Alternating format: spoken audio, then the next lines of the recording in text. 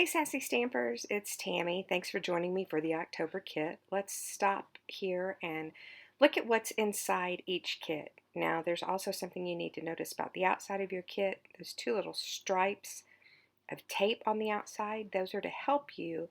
And also if you happen to have just a piece of scrap paper like I brought over here to the left, you're going to want that. First thing in your kit, that little straw. It's a piece of like a stir straw. And your two little pieces of tape. There's also going to be a piece of string. It is actually fishing line, I believe, and that's going to be in your kit too. So don't lose that. It's nearly invisible, which is kind of the whole point of it. You're going to have your spiders, which you'll color and cut out. You're going to have two of these boo cutouts, your background piece for the front of your card, the white piece of cardstock for the inside of your card, and we'll just put that inside so we don't lose it.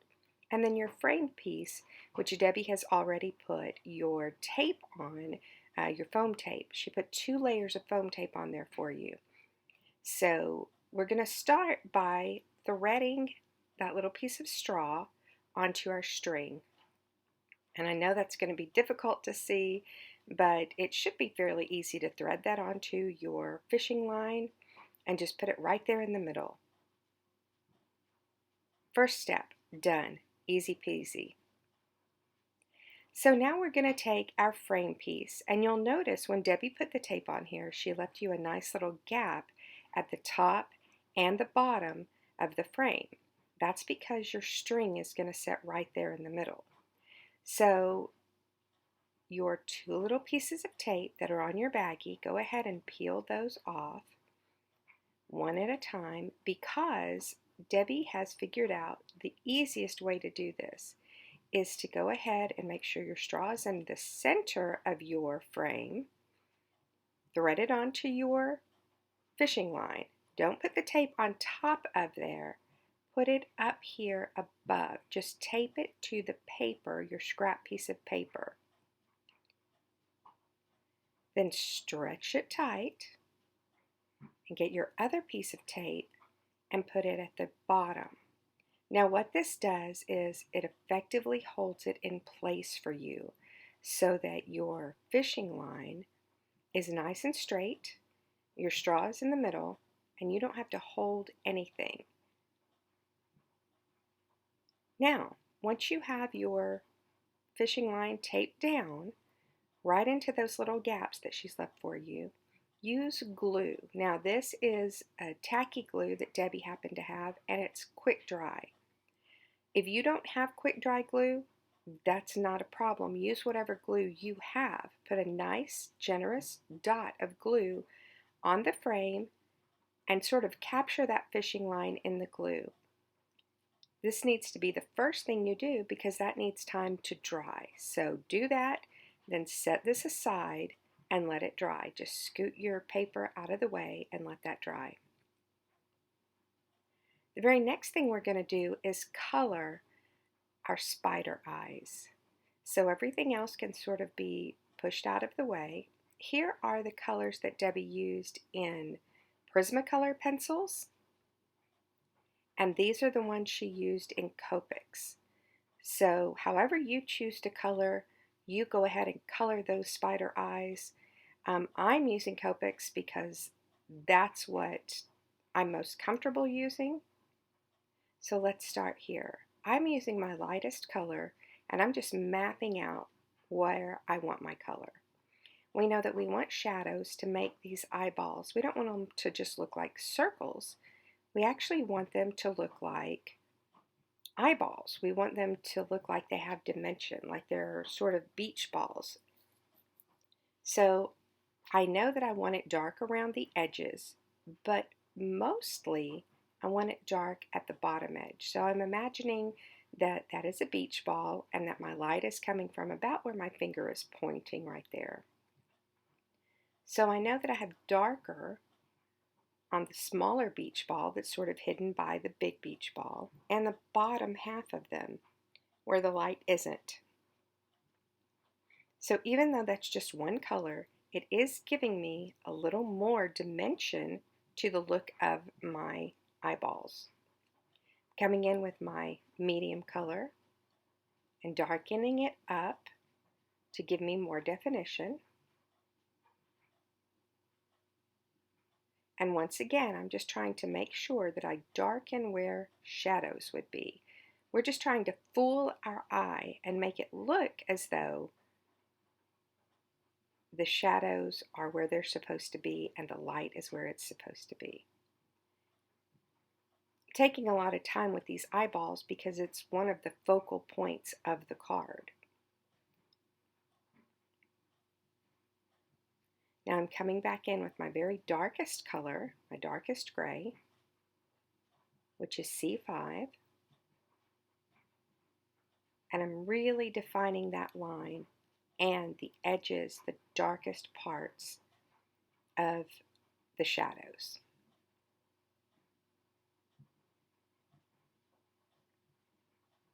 So I mapped out where I wanted my color to be, then I darkened it up a little bit with a medium, then I came in and really defined the darkest edges with my darkest. Now I'm coming back with my lightest color and just sort of blending out those edges so it doesn't look like a line, it looks like a shadow.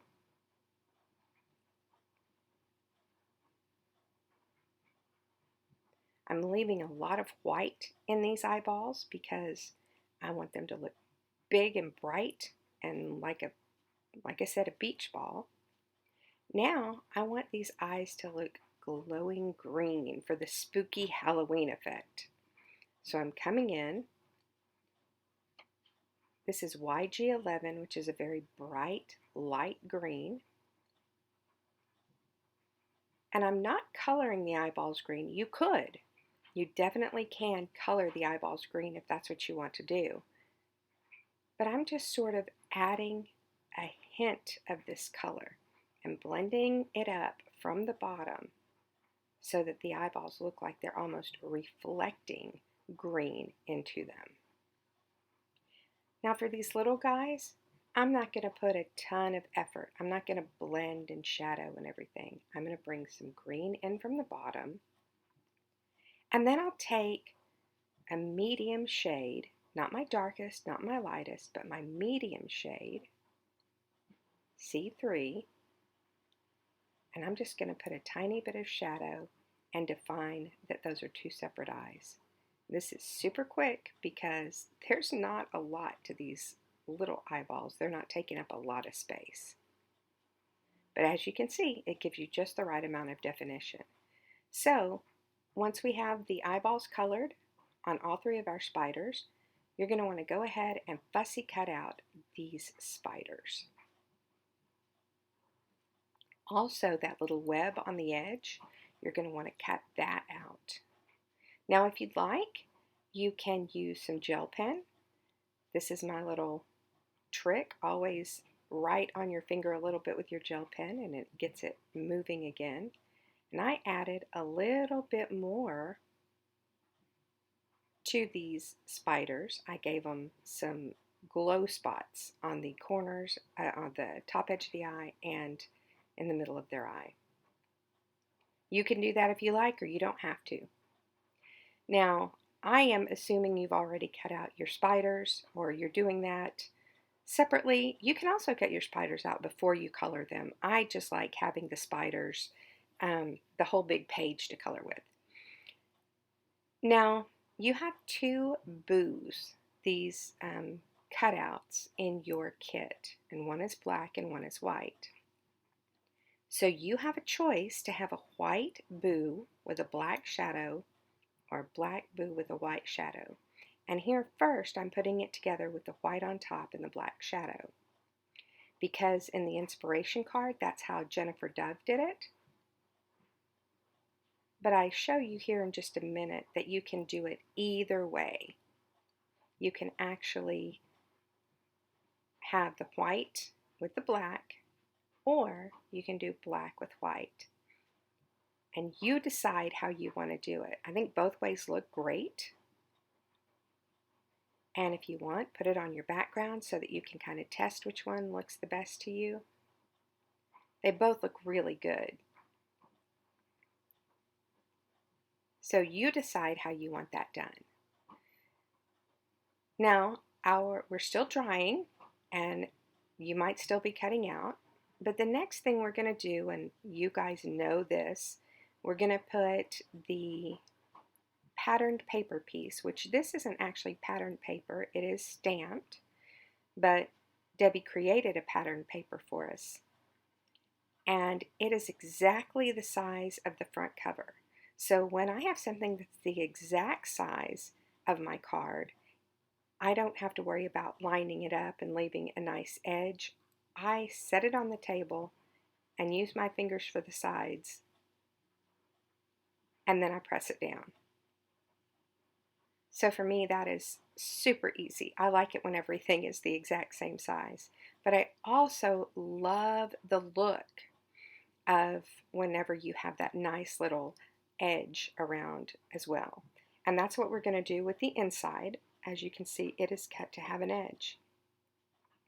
So I'm using my tape runner. This happens to be a Tombow tape runner.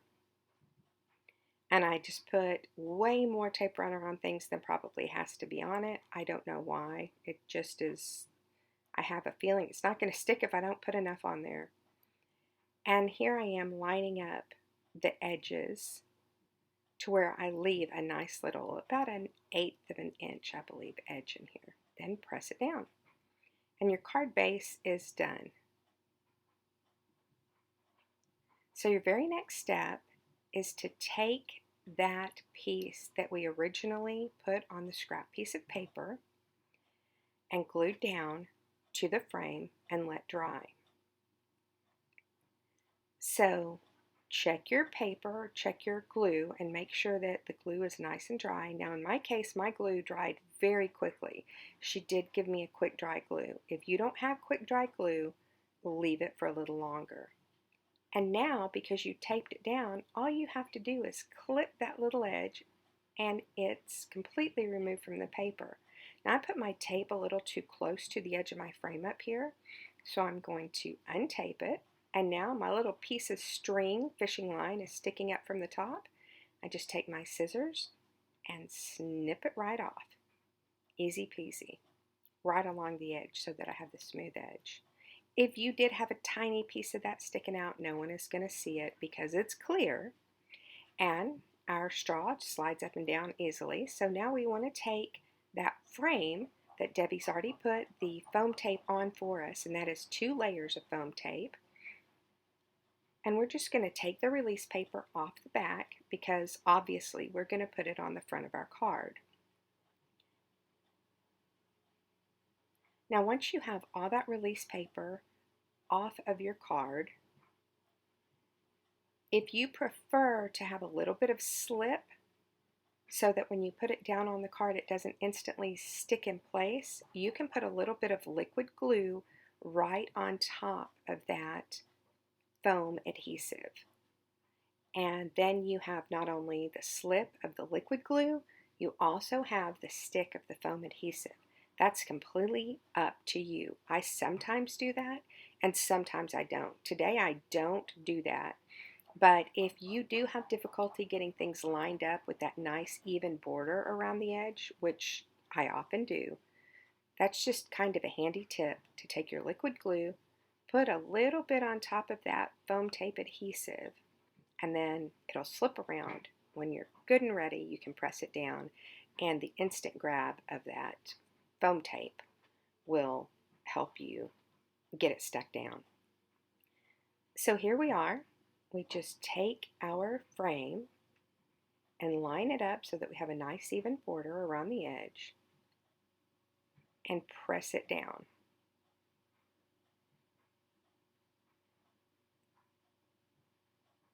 Easy, easy. So now we take our spiders that we've done all of our fussy cutting on,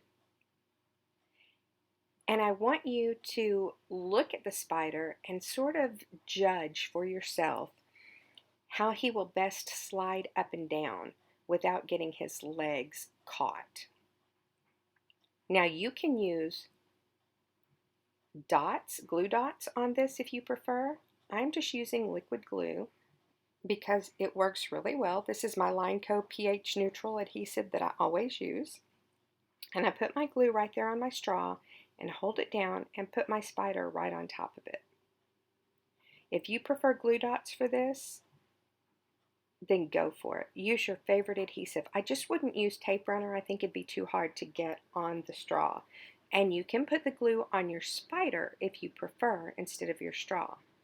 Now once you glue your spider down, just leave him for a minute. Don't mess with him because you do need that glue to adhere. Next we're going to put this boo on, and I chose for this card. In our sample, I think we have the white on top, so for this card, I did the black on top, just so you can see it both ways. And of course, you'll only glue it to the frame because the frame is popped up. So I only put the glue on the parts of the boo, the white boo on the back, that I know are going to be touching that frame. It's not necessary to put it anywhere else. Line it up, and I wanted to make sure that it was inside the edge so that whenever I put this in an envelope, the envelope will still close because I don't want to have to cut off any part of this. So it does fit inside my envelope, and look, just in those few minutes of leaving that spider alone, he's going to be fine. He's good and stuck. So here's your corner spider web piece. And you can put this anywhere on your card you like, but I love how Debbie designed it with it down here in the bottom corner. And once again, you only need glue where it's going to touch your frame. But I will tell you that you want the edges of this, how they have those little points to the ends of them. Those are going to be catch points for your spider's legs. So make sure that you glue those down very well on the edges. You can see I'm messing with this edge at the top, and I feel like I did not get it glued enough that it won't be a catch point. So see that right there? It's barely sticking up. My fingernail could go up underneath the edge of it. I'm going to put a tiny bit more glue and make sure that that is not a catch point for my spider legs. Now up here at the top right hand corner, it feels like that's going to catch because I barely got it off the edge of the frame. So what I'm going to do is clip that with my scissors till it is perfectly lined up with the edge of my frame.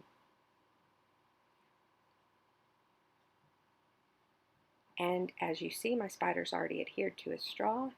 I'm feeling to make sure that his legs don't really catch on anything, and I'm happy with that, so I'm going to move on to my baby spiders. I originally thought, oh, it's a mama spider and some babies, but no, I think it's a daddy spider just because, ugh, it's so creepy. It's a spider. So when I'm gluing my little guys on here, and once again, you can put them anywhere on your card that you like, just keep in mind that you don't want to have catch points. So I'm making sure his legs don't come to the front edge of that spider web. They can hang off the outside edge a little bit, but I am just making sure they're not over that front edge, just so that they don't catch in the legs of the other spider. And I'm doing the same with the little guy, putting him down here. And now I can test and see how my spider, and every once in a while he does catch. That's just sort of the nature of these cards, and especially him having those legs. But I think so cute. Debbie did such a great job. And I want to show you another example. These are great for balloons. Anything that you want movement, I think a kite or anything like that would be so cute. And it's as simple as a piece of string and a straw, and then you just raise that frame up so that you have lots of movement. And I just love this happy birthday card. I like how you can stick it up there and it sort of sticks under the happy birthday, but then the recipient, maybe when they're holding it, will start to move and have that movement that really surprises them. So that's it. That's our card. Thanks so much for joining me. Hope you had a good time putting this card together. Stick that spider up there too. Happy Halloween, guys.